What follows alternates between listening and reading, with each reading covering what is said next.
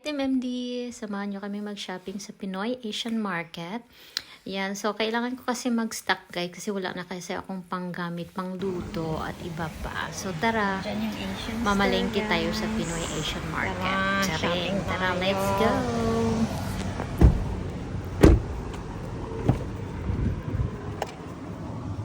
Tulog si Astra. Tuwang-tuwa ko guys kasi una ko nakita is okra. Ang daming okra. May talong. Tapos may nakita akong lansones saka mangustin. Ang pinaka the best ay may saluyot at kangkong. Yan talagang hinahanap ko. Hinahanap ko talaga din malunggay kaso wala nang malunggay si ate, naubusan na agad. Ito namang mga anak ko ang kukulit. Sabi may ipapakita daw sila sa akin. Sabi ko ano yon? Sauce milk tea lang pala. Sabi ko wag na tayong bumili niyan, gagawa na lang si mami ng homemade.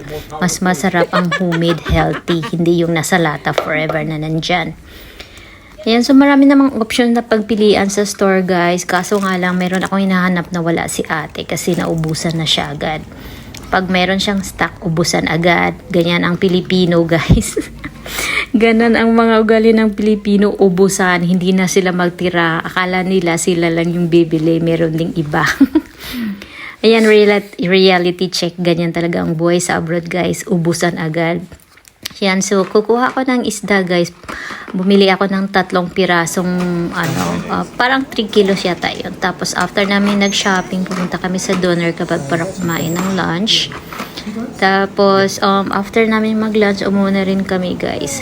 Syempre, pagdating sa bahay, una kong ilalagay sa freezer ay yung isda. Kasi 1 hour yung travel namin away from Nuremberg galing sa bahay namin.